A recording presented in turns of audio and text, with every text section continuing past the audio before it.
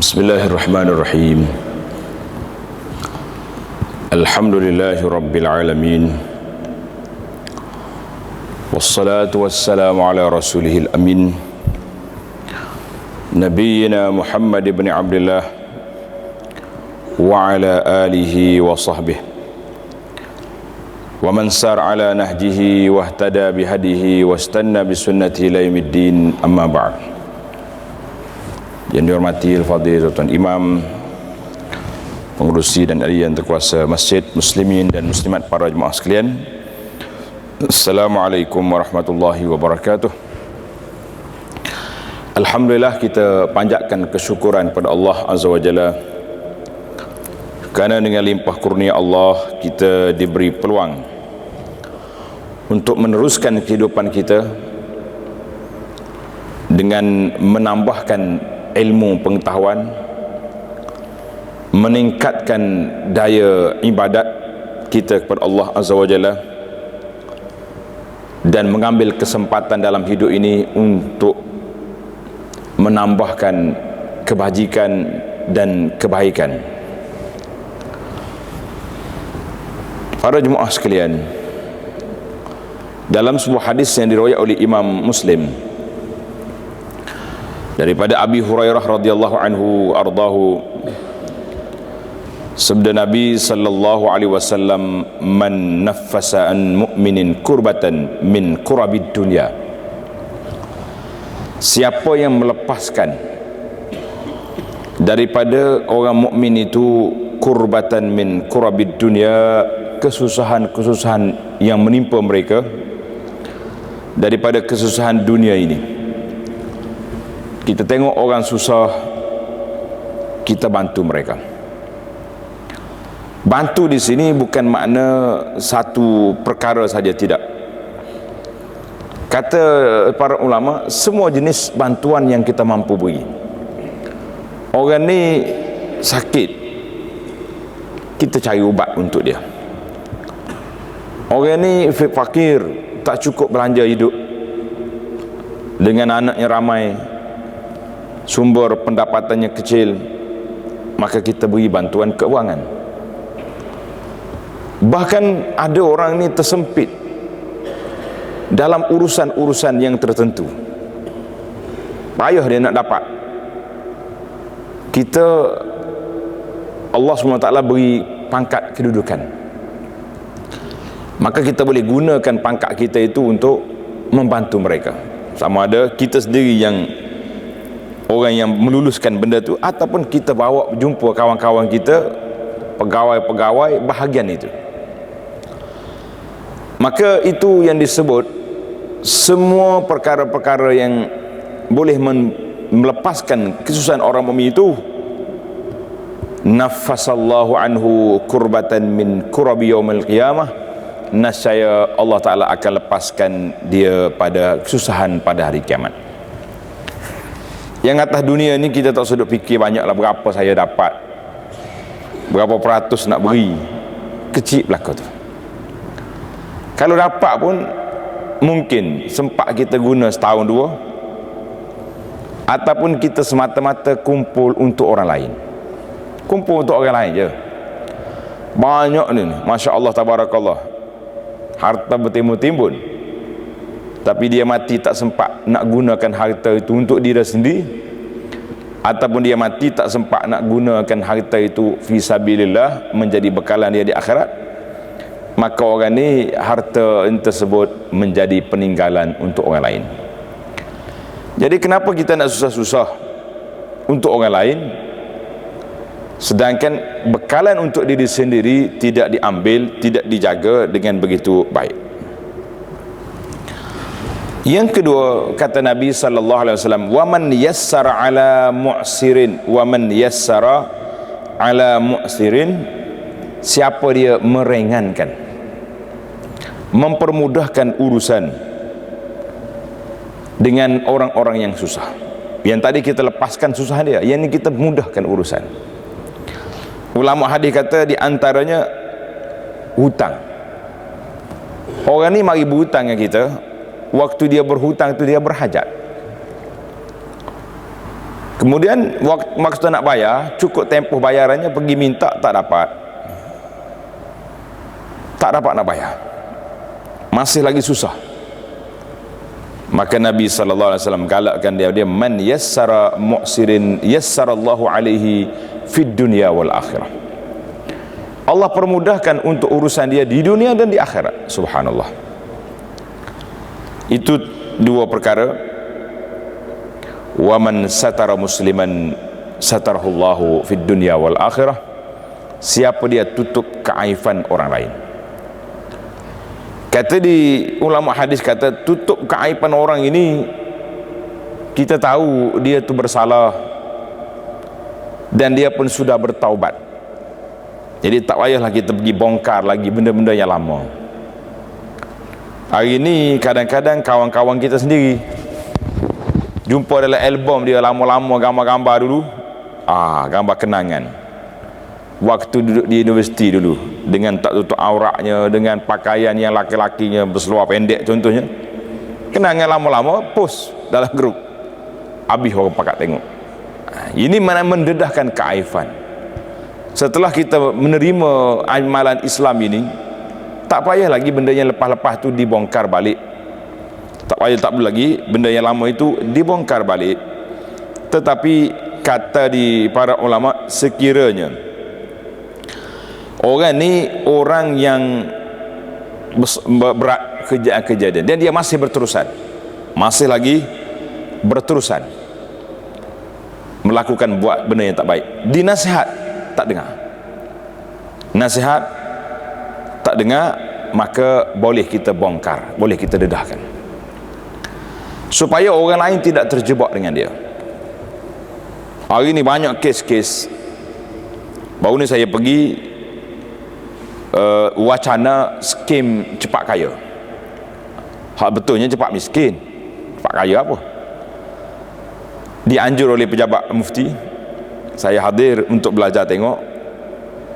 Dalam taklimat yang diberi, Masya Allah, gambar-gambar yang ditayangkan itu, ejen-ejen, broker-broker kes pak kaya ni duduk di mana? Duduk di orang yang ada kopiah atas kepala. Sehingga Timbalan mufti kata, ni yang buat kerja ni Pak Haji, orang-orang yang dikira orang baik penampilannya, tapi oleh kerana mereka ni tergoda dengan dunia ataupun tidak peka dengan hukum hakam, bahawa sistem itu menyalahi peraturan syariat, salah dari sudut syariatnya, dan apalagi salah dari sudut undang-undang negaranya. Mana dua kali salah, salah syariat, salah undang-undang. Jadi kita mengatakan orang-orang macam ni jangan kata jangan dedah rahsia dia tu, ini bahaya nanti Tuhan. Tak, itu perlu diberitahu bahawa skim yang ditawarkan itu tidak betul. Walaupun dia ada jawatan dalam sudut agamanya, kita kata lah, perbuatan itu tidak betul, peribadi dia jangan dicerca. Sebab kalau kita tak maklum, akan ramai lagi orang-orang yang terjebak dengan dia. Siapa nak bertanggungjawab di hadapan Allah, sedangkan kita tahu benda itu salah. Cuma kita kena ingat, kita diminta supaya menutup, menudung, menyembunyikan keaiban orang-orang yang lepas, yang sudah bertaubat, yang sudah ada ni. Tetapi tidak bermakna tak boleh nasihat. Sembunyi bukan makna tak boleh tegur lah.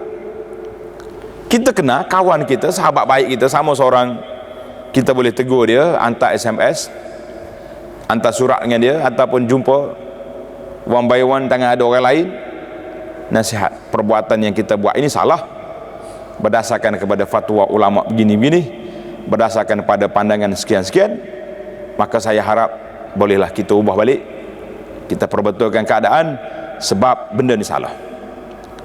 Jadi ini panggil menutup, bukan makna tak boleh nasihat. Menutup bukan makna tak boleh nasihat. Sama juga dalam isu benda-benda khilaf. Ada perkara yang khilaf, kata di sebahagian ulama mengatakan kalau khilaf itu tak boleh diingkar.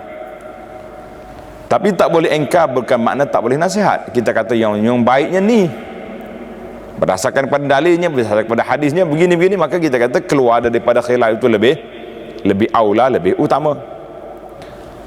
Yang ke seterusnya kata Nabi sallallahu alaihi wasallam,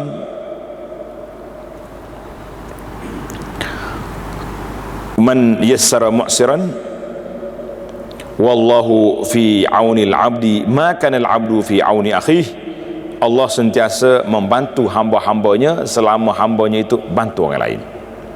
Kemudian hadis ini panjang, tuan-tuan boleh tengok dalam hadis 40 itu, hadis yang ke-36 tak silap saya. Dia ada sebut lagi tentang kelebihan belajar ilmu. Yang kita nak bincangnya dalam tazkirah kita ini, iaitulah kelebihan bagaimana nak mencari, nak menenangkan hati kita. Masih lagi dalam bab was'us sadr, hati kita tenang dan perasaan kita lapang, iaitulah apabila kita bergerak, berjalan membantu orang-orang yang memerlukan. Biasanya kalau tuan-tuan dan puan-puan selalu ataupun masuk dalam NGO yang duk kerja bantu orang ni, subhanallah, mereka ni tak ada gaji. Kalau pembantu-pembantu pekerja-pekerja tu mungkinlah diberi allowance untuk tugas. Ada yang sanggup naik lautan kerana nak hantar makanan ke orang-orang sahabat-sahabat kita, orang Islam di Rohingya. Ada yang pergi kesejukan dalam salji semata-mata nak hantar kain selimut, pakaian kepada pelarian-pelarian Syria yang berada di Turki. Ada orang yang masuk hutan belantara. Baru ni saya pergi ke tempat orang asli, sahabat-sahabat yang masuk tu dia kata 6 jam naik kereta ni, 4x4 ni 6 jam masuk dalam hutan. Kadang-kadang balik tu terpaksa kena tinggal kereta tengah jalan rusak, ambil yang duduk atas kereta tu naik atas kereta-kereta lain pula. Masya Allah, tabarakallah, cabarannya begitu besar, tetapi mereka gembira. Kenapa? Sebab dia dapat menyukakan hati seorang Muslim. Ada Nabi kita sebut dalam hadis, walaupun hadis ini dia menjadi perbincangan ulama, ada mengatakan dhaif dan ada yang mengatakan boleh pergi kepada hasan dengan jalur-jalur yang banyak. Hadis ini menyebut habbun nasi ilallah anfa'hum linnas. Orang yang sangat bermanfaat isi Allah Ta'ala itu orang yang beri manfaat, orang yang disukai oleh Allah Ta'ala, iaitulah orang yang dapat beri manfaat kepada orang. Orang menyampaikan manfaat, kebaikan itu kepada orang lain. Wa ahabbul a'mali ilallah sururun tudkhiluhu ala muslim. Dan sebaik-baik amalan yang kita lakukan itu iaitulah menyukakan hati seorang Muslim. Kita boleh sukakan hati dia ila akhiril hadis, maknanya yang kita naknya kita boleh gembirakan seorang Muslim itu sangat indah, sangat baik. Hadis itu panjang lagi lah.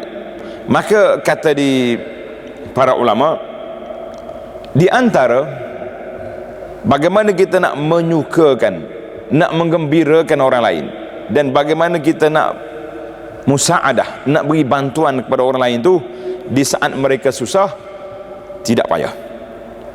Di antara senarai yang diberi, coba tuan-tuan tanda, yang pertama, la yahqiral mar'u minal ma'rufi syai'an.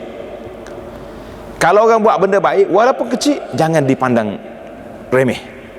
Ah, dia ni kalau mari masjid tak ada kerja lain, duk ambil sapah ya, masuk lentur sapah, itu pun sudah dikira, jangan kata orang remeh. Masjid ni kan sudah ada pegawai-pegawai kesihatan, apa ni, cleanernya sudah ada, siapnya ada, apa lah. Kita mengatakan itu pahala yang dia nak, pahala yang dia dapat.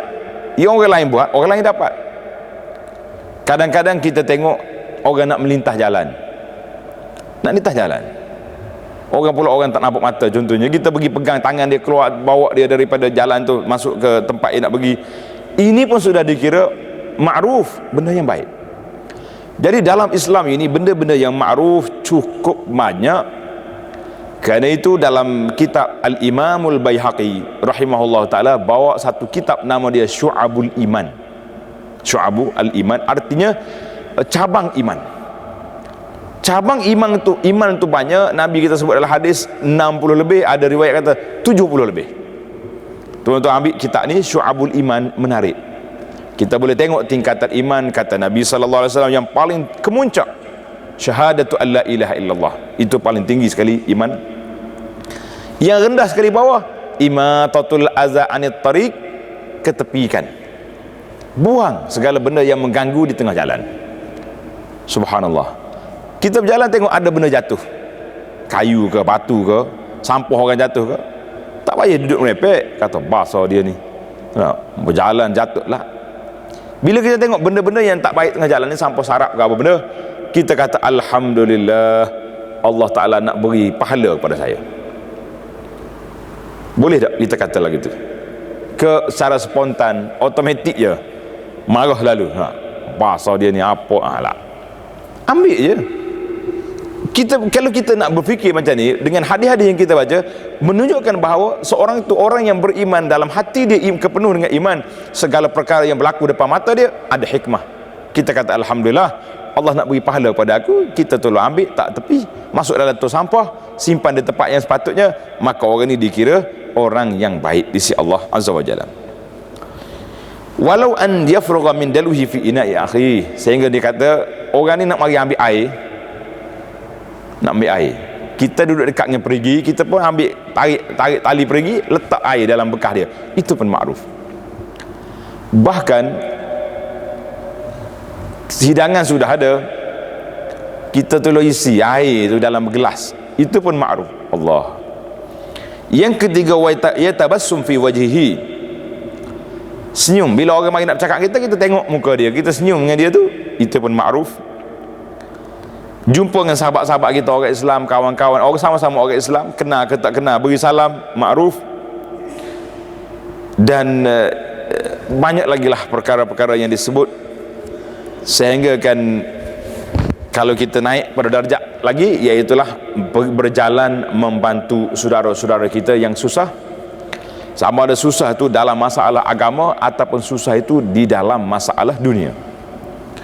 Jangan kata susah ni untuk dunia saja. Bila kata susah dunia, agama susah. Saya banyak menerima mesej dalam handphone ni, soalan-soalan. Kadang-kadang kita pun tak terjawab. 3 hari, 4 hari, bila tengok balik, scroll balik tengok, Masya Allah, soalan orang ni tak jawab lagi. Kita jawab. Lepas je kita jawab, dia tulis panjang surat.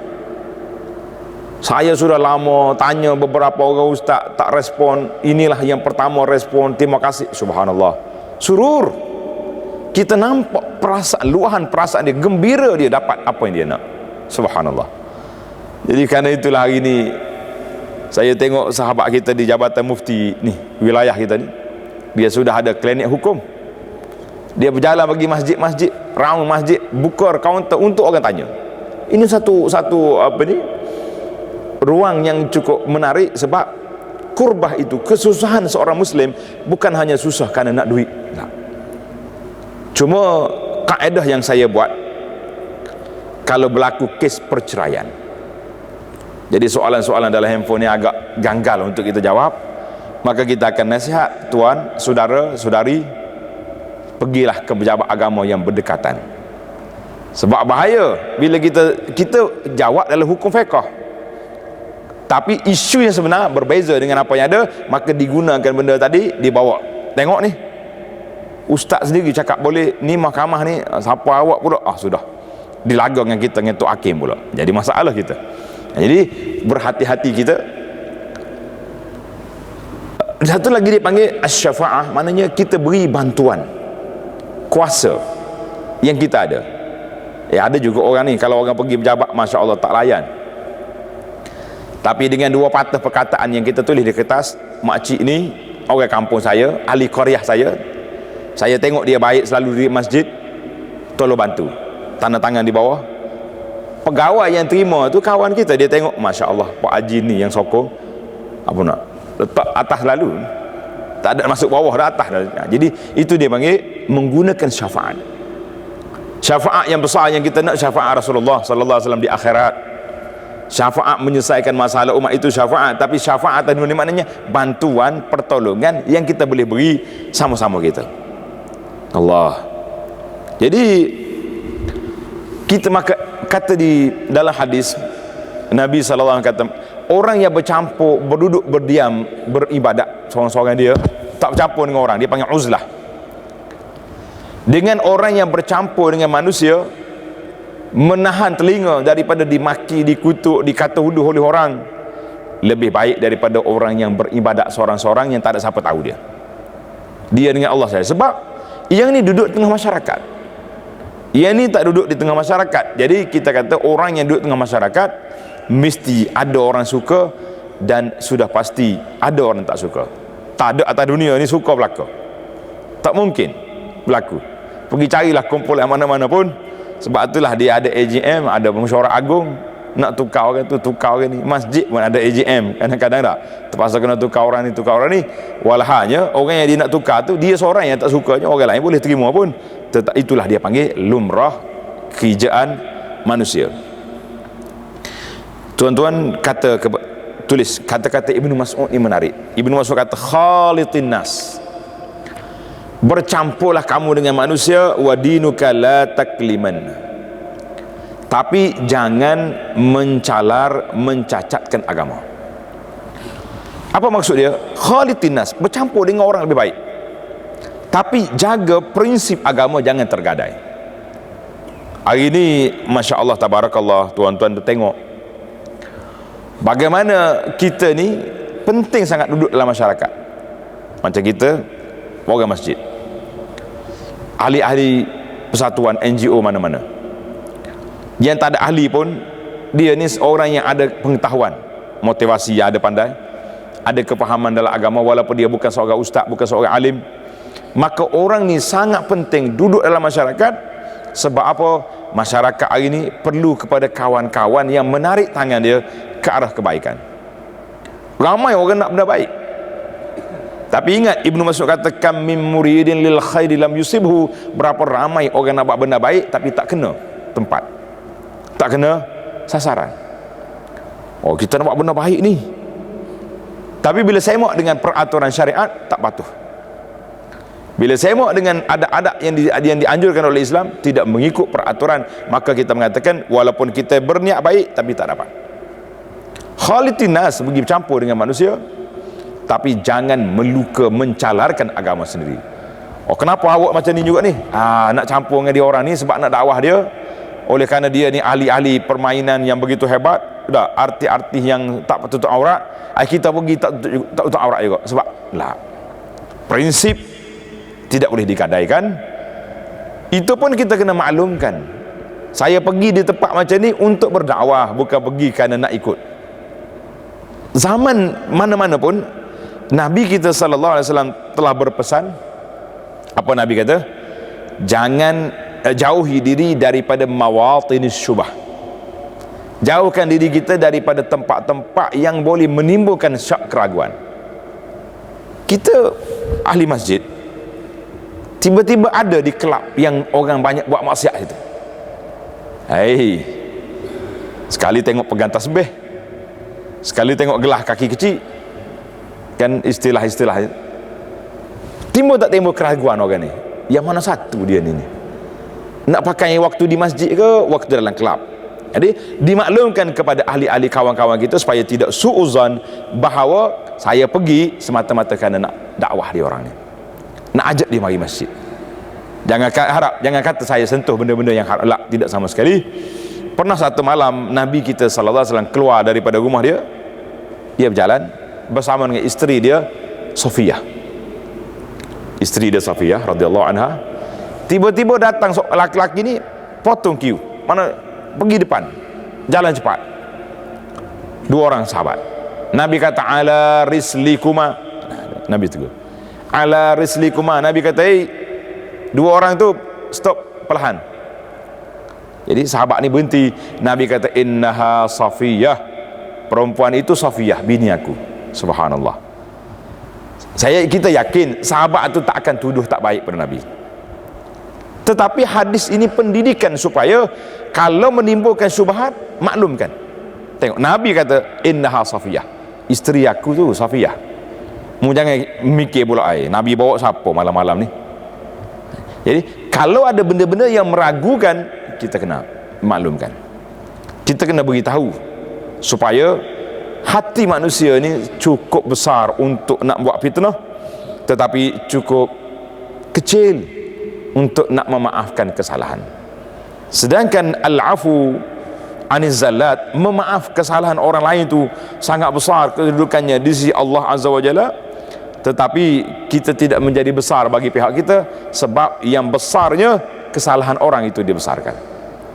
Memaafkan orang kecil, ujung ya dunia. Itu pun dah letih, dah mengamuk, nah, marah sana sini, kata sini, silap-silap sudah naik kok, naik mahkamah dah dia. Kalah kes, tak apalah, saya maafkan dia. Maaf apa lagi, awak dah kalah, awak dah tewas baru nak maaf. Jadi orang kata maaf yang sudah terlambat. Maaf ni waktu kita berkuasa, itu nama maaf. Jadi arti maksud memaafkan orang itu apabila kita mempunyai kekuatan untuk lawan dia, untuk nak ambil tindakan, tiba-tiba kita kata kita maaf, itu betul. Tapi kalau kita memang langsung tak dapat nak ambil tindakan, nak lawan dia pun kita tak berani, tak mampu, kita duduk dakwa orang saya maaf lah, itu kita ada kelemahan di situ. Tidak menjadi masalah kita nak maafkan dia untuk berdepan di hadapan Allah, tapi maksud maaf di situ iaitulah apabila orang tu ada kemampuan untuk membalas tapi tak balas. Dulu saya dah sebut salah faham kita dalam hadis silaturahim, ingat tak? Jadi biasanya kita ni kalau kata silaturahim, nak hubungi silaturahim tu, kita biasa pergi ziarah, pergi ke rumah-rumah sahabat-sahabat keluarga kita yang selalu sering ke rumah kita. Kita pun kalau balik kampung, Masya Allah, dia ni kalau mari KL, rumah saya lah, ziarah selalu. Jadi kita balik kampung pun cari dia juga lah. Itu bukan nama menghubungi silaturahim, itu nama dia membalas kunjungan. Balas kunjungan. Yang dinamakan silaturahim itu iza qata'ahu wasalah, bila orang tu putuskan hubungan, kita sambung, itu silaturahim. Kawan ni putus, kita yang sambung, kita yang hubungi bila mereka tak mari. Jadi para jemaah sekalian, maka antara kerja kita dalam siri mencari ketenangan hati ini, iaitulah kita sibukkan diri kita mencari perkara yang benar. Hari ini nak mendapat perkara yang benar agak sukar, sebab media hari ini terlalu luas dan tidak terkawal. Media hari ini terlalu luas, tak nak terkawal. Orang boleh matikan orang, boleh hidupkan orang, boleh kahwinkan orang, boleh ceraikan orang melalui SMS. Dia letak gambar, innalillah wa inna ilaihi raji'un, sudah mati fulan. Jadi kebetulan dalam grup ni kita kenal dia, semua pakai Al-Fatihah belakang bawah, baca dak lah, tulis aja Al-Fatihah. Enggak, Al-Fatihah tu dia mati dah. Tak sampai 10 minit masuk gambar baru pula, alhamdulillah saya baru sudah makan teh dengan dia. Hidup lagi, alhamdulillah pula. Jadi zaman ini zaman nak mendapat sumber yang tepat cukup sukar. Karena itulah saya belajar ilmu at-tarayus wa tasabbut. Ilmu jangan gopoh, dan minta cari maklumat-maklumat yang jelas, ataupun dipanggil tabayun, minta penjelasan. Tasabbut mana kita cari kesahihan, tabayun kita minta penjelasan. Contohnya orang kata yang kawan kita sekian-sekian, kita kenal dia, nombor handphone dia ada, kita telefon, Assalamualaikum, minta maaf lah, kita ni sahabat lama, duka cita saya dengan apa yang disebarkan ini, boleh tak saya tanya, minta ulasan, komen terhadap apa yang berlaku. Mungkin dalam masa 2 minit je dia cakap, itu semua fitnah, orang yang menyebarkan itu tak ada nama siapa pun di bawah, tak bertanggungjawab, tak tahu siapa yang sebarkan. Orang boleh tulis apa dia nak tulis sekarang ni dengan ujung jari dia. Jadi dia nafi dalam masa 2 minit, kita boleh tabayun, kita boleh penjelasan. Al-bahsu anil haq. Sebab bila kita betul-betul dapat maklumat, kalau kita sebar, barulah kita dia panggil orang yang bertanggungjawab. Tuan-tuan para jemaah sekalian, insya-Allah kalau benda yang kita tak pasti, tak payah disebarkan. Sebab Allah Ta'ala tanya, kenapa kamu tak sebar benda ni? Sebab kita tak tahu macam mana nak sebar. Di awal bulan Rajab baru ni, banyak sekali SMS message yang masuk. Maknanya bila daripada banyak grup dan ramai orang bertanya, bermakna benda tu sudah berlegar di alam maya yang begitu besar. Siapa-siapa tuan-tuan dapat juga mungkin. Kena sebar juga dah, janganlah. Siapa-siapa yang memperingatkan kepada saudaranya esok Rajab. Sedap kan ayat tu. Haramallahu alaihi minan nar, Allah Taala haramkan dia daripada api neraka. Tengok mana ada riwayat macam tu? Tak ada, dia pun tak tulis riwayat. Kita pun duk sebarlah esok lah, sedangkan benda tu tidak ada dalam dalil yang jelas. Maka para jemaah sekalian, benda-benda yang dosa, pahala, halal dan haram, baik tak baik, buruk tak buruk dalam perkara-perkara yang agama dosa ini perlu kepada dalil dan penelitian. Maka kita janganlah jadi orang-orang yang menyebarkan perkara yang kita tak tahu, benda yang kita tak pasti, benda yang kita tak tahu, tak payah kita sebarkan. Insya-Allah tuan-tuan dan puan-puan tidak ditanya oleh Allah, kenapa mu tak sebarkan benda ni? Sebab kita nak sebar macam ni, kita tak ada ilmu, kita tidak ada maklumat, kita tidak ada. Jadi itu contoh-contoh yang baik. Nanti mari bulan Syaban, sebar pula siapa dia peringatkan bulan Syaban. Jadi setiap bulan kerja kita duk menyebar, duk forward SMS memperingatkan bulan. Yang kita tak ingatnya nak beramal dalam bulan tu, itu masalah. Kalau nak sebar benda-benda yang betul, baik. Pagi ni ambil saya punya, kan kita bagi dulu zikir kelebihan 4 kalimah tu. Subhanallah, alhamdulillah, wala ilaha illallah, wallahu akbar. Ingat kan? Dulu bagi dari salah tu. Saya bayang tu bagus. Tuan, saudara, ahli-ahli grup kita ni, jangan lupa hari ni zikir 4 kalimah. Subhanallah, alhamdulillah, wala ilaha illallah. Orang tengok pun semua kata subhanallah, alhamdulillah, wala ilaha illallah, wallahu akbar. Sekadar nak peringatkan. Masuk pukul 10 pagi atas SMS. InsyaAllah mudah-mudahan kita solat duha pada pagi ni. Jangan suruh maklum je dia, aku tak lagi, terima kasih. Tapi jangan buat seperti senarai yang dikeluar oleh JAKIM. Dah keluar satu senarai, dia panggil SMS ataupun mesej berantai. Siapa dia terima mesej ni, tak sebarkan kepada orang, bermakna dia tak suka, dia benci kepada Nabi. Apa benda awak ni? Nah, dia tak gambar selawat. Siapa dia sayang ke Nabi, saya sebarkan. Tidak ada lagu tu. Kenapa kita paksa? Dan setengah itu lebih berat lagi. Siapa dia tak sebar mesej ni, dia akan ditimpa musibah. Jadi ini semua ni benda-benda khurafat, benda-benda yang tidak baik, dan cara mengugut begitu bukan cara yang dibuat oleh Islam. Dan kita sebar, kita kata kelebihan pagi Jumaat ni berselawat, hari Jumaat hari selawat, tak ada masalah. Hari Jumaat hari selawat untuk memperingatkan kawan-kawan kita. Jadi orang tengok pun dia kata Allahumma salli ala Muhammadin sallallahu alaihi wasallam.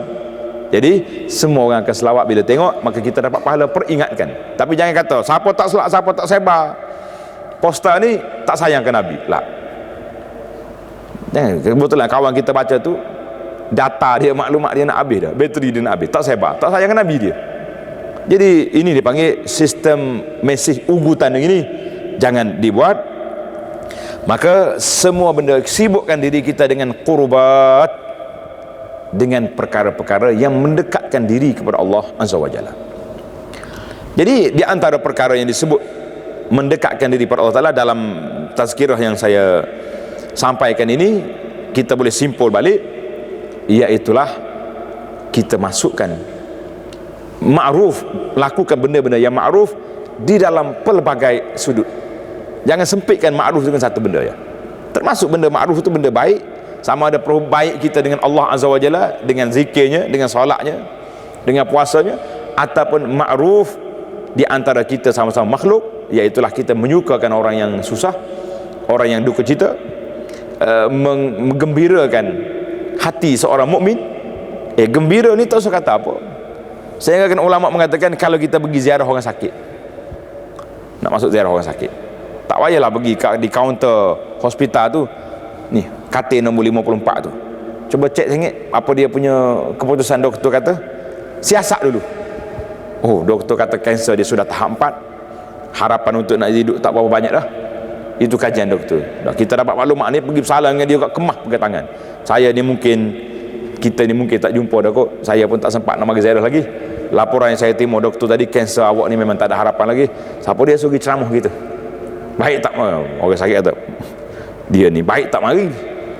Nah, doktor pun tak bagi tahu, kita bagi tahu. Nah, jadi surur, gembira yang kita nak ni kita bagi tahu saudara. Alhamdulillah, Allah Ta'ala uji kita dengan kesakitan.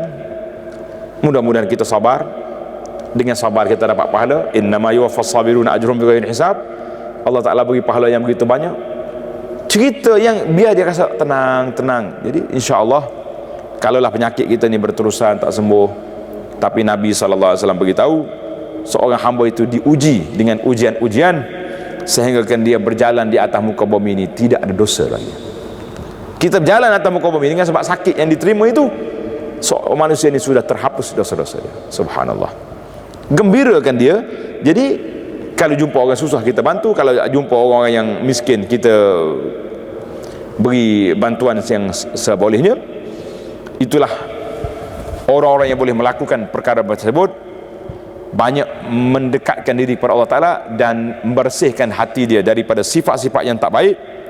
Di antara sifat yang paling bahaya yang ada dalam jiwa manusia, dalam bab ibadat dia akan mari riak. Itu dalam bab ibadat. Dalam bab muamalat kita akan mari takabur. Dalam bab kehidupan kita ada, dia panggil al-ghurur, orang yang terpedaya dengan kebolehan dia ada.